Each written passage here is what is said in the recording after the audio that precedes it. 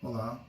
prazer estar aqui novamente com vocês, nessa oportunidade, nesse espaço aberto pela USE Intermunicipal de Cotia, para que possamos conversar, refletir sobre os ensinamentos de Jesus à luz da doutrina espírita. Então vamos, antes de a gente começar o nosso tema de hoje, elevando o nosso pensamento a Deus, a Jesus, buscando a presença dos bons amigos espirituais, pedindo a eles que nos envolvam, nos amparem, nos ilumine, que possamos aqui, através das palavras que serão ditas, trazerem oportunidades de reflexão, de aprendizado para todos nós.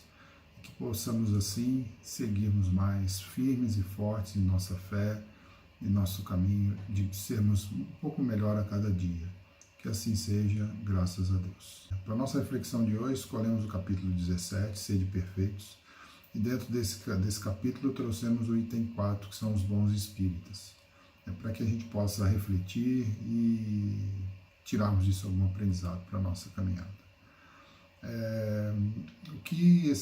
é colocado dentro desse item para nós, que a espiritualidade nos traz aí dentro da codificação, é que basicamente ser um bom espírita é ser um bom cristão. Então essa é a definição básica, né? Ser um bom espírita não está em desalinhamento, não tem nada diferente do que procurar ser um bom cristão, né? Seguir aqueles ensinamentos de Jesus e colocar isso em prática da melhor forma que nós conseguimos. Tem um capítulo no Evangelho que eu gosto bastante de fazer essa relação, que está em Mateus capítulo 25, né? No versículo 31, e aí ele segue, né? Esse versículo 31, ele está falando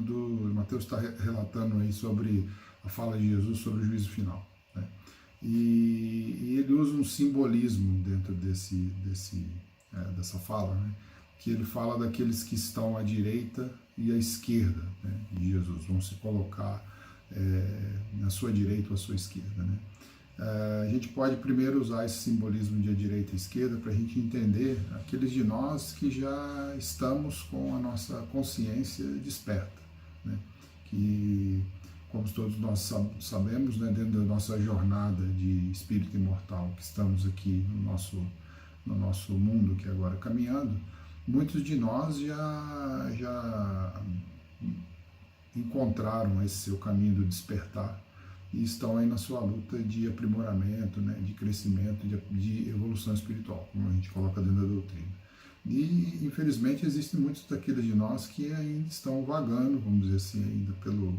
tempo e pelo espaço, sem ainda ter tomado posse, se a gente pode falar assim, da sua existência, né, tomado as rédeas da sua existência, né, e vão muitas vezes sendo levados pelas circunstâncias. Então Jesus ele faz essa diferenciação, né? Entendendo, e aqui o que a doutrina espírita vem nos esclarecer sobre o ensinamento de Jesus, né? Que Jesus fala para a nossa dimensão, não daquele tempo em particular, há 2000 anos atrás, mas ele fala para a nossa condição de espírito imortal, que já era válida lá e continua sendo válida hoje, né? Que é a nossa luta diária de vencer as nossas dificuldades, porque somos ainda seres em evolução. E esse capítulo ele traz uma reflexão interessante que eu queria compartilhar com vocês, que lá no versículo 35, né, Jesus começa a listar, vamos dizer assim, né, aquelas características daqueles que seriam salvos, segundo está colocando aí no texto do Evangelho, dos que não seriam, né? E a gente pode adotar isso como uma prerrogativa, né, ou como talvez uma mensagem central do que é exigido de nós, né, o que é ser cristão na visão do Evangelho de Jesus. E nesse trecho, né, é um trecho longo, ele vai dizendo assim, né, que tive fome, me desses de comer, tive sede, me desses de beber, né, estava nu e me vestisses. Então ele vai contando, e lá no final ele fala assim, ó, para aqueles pequenos que nós fizemos isso, é como se tivesse feito para ele, né? E a síntese desse ensinamento é que o bom cristão é aquele que procura fazer todo o bem que está ao seu alcance, né? Então essa é a primeira reflexão para nós, né? Em muitas religiões a gente vê que há um pré-requisito para se tornar um adepto, né? A doutrina espírita, seguindo o exemplo de Jesus, né, não há um pré-requisito para se tornar espírita, né? Não há um batismo, não há uma cerimônia de admissão ou de passagem, entendeu? Tá, um rito, mas basicamente é o compromisso que a gente desenvolve, né, com a gente mesmo em primeiro momento, né, de ajudar Jesus aí no processo de transformação desse mundo, num mundo de paz, amor e harmonia. Então, essa reflexão do Evangelho, eu acho que ela é interessante de tantas mensagens que Jesus deixa no seu Evangelho, de amar ao próximo, né, de fazer ao outro aquilo que não se queira fazer a si mesmo, mas eu gosto dela que ela coloca o seguinte: em suma, né, quando nós... aqui o juízo final está sendo colocado como uma questão para a gente transportar para aquilo que a doutrina espírita nos coloca, né?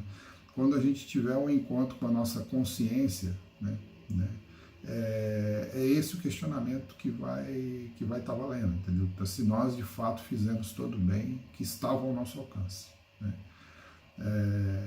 E esse é a única pergunta que será feita para nós, né? Se fizemos, não importa muito se estávamos na doutrina espírita, na casa A, na casa B, ou na religião C, D ou E. O que importa é o seguinte: fizemos o bem que estava ao nosso alcance? Se sim, né, estamos plenamente alinhados com aquilo que Jesus coloca como a sua proposta de vivência do Evangelho. Então, a doutrina espírita, dentro desse sentido, né, ela não vem criar, né, nenhum tipo de moral nova em cima daquilo que Jesus já tinha trazido no seu Evangelho. O que de fato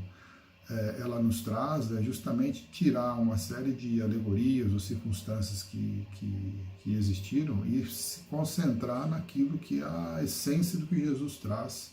na sua mensagem, né? Então, a doutrina espírita vem resgatar muito disso, às vezes, da mensagem essencial de Jesus, que tinha ficado perdida, né, e que até hoje se encontra perdida,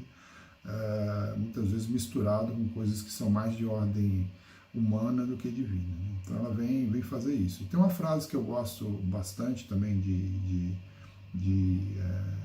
trazer, né, que a gente sempre tem que partir do princípio que a nossa percepção de realidade, né, ela é sempre uma percepção limitada, né? Sobre qualquer prisma que a gente olha, no prisma material, no prisma espiritual, né, a gente não consegue ainda ter uma visão do todo, né? A gente tem uma visão bastante limitada, né? E o que a doutrina espírita vem fazer é justamente trazer para nós, né, esse senso, né, de que ainda talvez a nossa percepção daquilo que Jesus falava no seu Evangelho, de reino do céu, e que a gente vai falar aqui de mundo espiritual, por exemplo, né, que a nossa capacidade de perceber, vamos dizer assim, esse todo ainda é muito limitada, né? E por isso a necessidade da espiritualidade em promover, vamos dizer assim, a vinda do Consolador prometido, para que, e esse intercâmbio intenso com o mundo espiritual, para que nós possamos alargar a nossa visão, né, e melhorarmos a nossa percepção de realidade, não só da nossa realidade como indivíduo, mas perceber a nossa realidade como ser imortal, que muitas vezes isso nos ajuda, né, quando a gente tem essa percepção, a colocar, a centralizar mais as nossas decisões, os nossos valores, né, na nossa caminhada espiritual, né? E isso facilita muitas vezes com que a gente lide melhor com as questões materiais de presentes que todos nós estamos inseridos aqui no mundo e que temos que lidar. Então, esse processo de transformação vai fazendo com que a gente passe a valorizar mais, ou talvez a direcionar o nosso pensamento e as nossas ações para as nossas questões essenciais, né, que é a do espírito imortal que segue além do tempo presente, né, e administrar da melhor maneira as coisas que a gente tem aqui na dimensão temporal, material nossa, né, e que muitas vezes a gente vê, ou talvez nós mesmos possamos olhar para a nossa trajetória e enxergar que em alguns momentos a gente estava focalizando mais nas coisas temporais, né, e materiais do que naquilo que de fato a gente vai carregar para a eternidade. Então, Jesus traz isso de forma muito clara dentro do seu evangelho, né? Quando ele fala do reino do céu, né? Quando ele fala de uma existência maior, né? Mas era difícil na época para se entender e foi preciso que a gente, como humanidade, caminhasse bastante, e ainda assim a gente tem dificuldade hoje de entender e principalmente dificuldade de vivenciar. E a doutrina espírita ela vem justamente trazer esse olhar mais amplo que nos permite uma compreensão mais profunda da nossa condição, né, e daquilo que Jesus traz para nós como proposta dentro do seu evangelho, né. E aí vai fazer mais sentido quando a gente combina essas duas, né, essa mensagem com aquilo que a espiritualidade traz na codificação, né, que tem uma frase célebre, né, como a gente, para definir a nós espíritas, né, que fala assim: reconhece o verdadeiro espírita pela sua transformação moral e pelos esforços que faz, né, para domar suas más inclinações. Colocando isso de que não há uma exigência, né, que nós, eu acho que talvez nem uma possibilidade ainda, né, que a gente consiga ter uma postura de perfeição relativa nesse momento, né, principalmente por estarmos no mundo aqui de provas e expiação. Aqueles de nós que ainda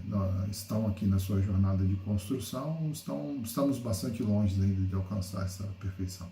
Mas é possível, né, voltando aqui no Evangelho de Jesus, quando ele faz esse esclarecimento sobre aquilo que nos será perguntado lá no juízo final, se a gente pode usar essa mesma expressão,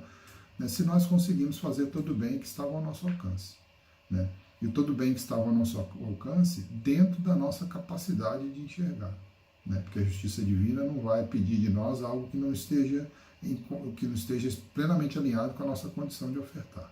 né. Então é importante a gente olhar isso que a reflexão, né, que na codificação traz, não é uma exigência de perfeição, mas sim um alerta que, se quisermos sermos de fato bons espíritas, precisamos estar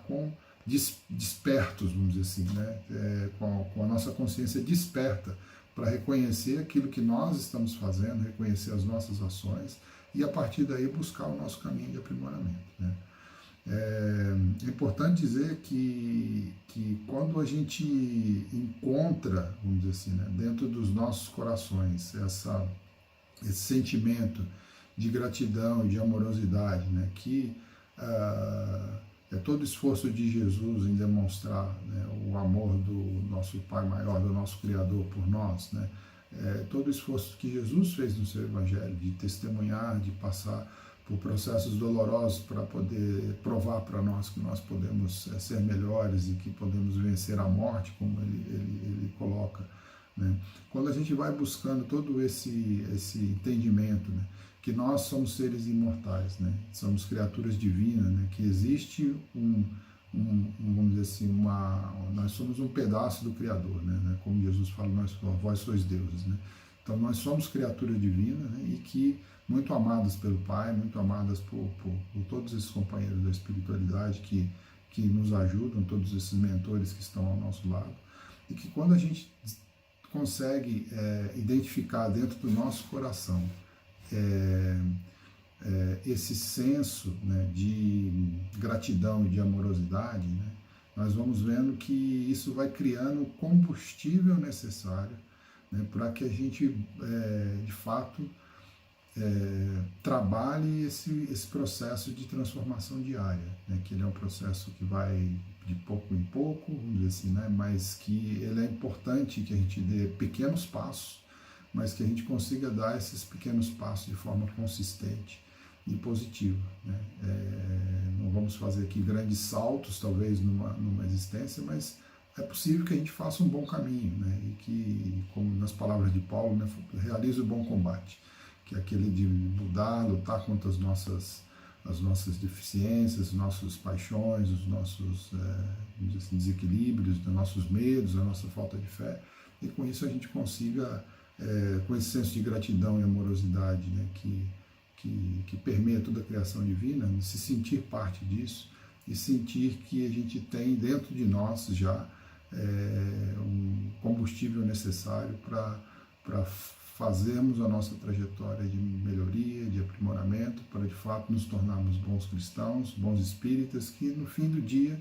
é para nós mesmos sermos mais felizes, tornarmos a nossa caminhada aqui mais leve, né, e mais, vamos dizer assim, equilibrada para nós e para todos que estão à nossa volta.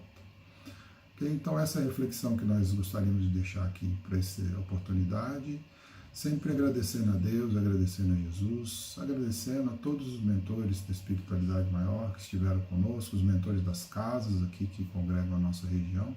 pedindo que continuem nos dando sustentação, força, perseverança e fé, para que possamos juntos superar esse momento que estamos passando aqui e que em breve possamos novamente nos abraçar e nos encontrar nas casas que frequentamos, ok?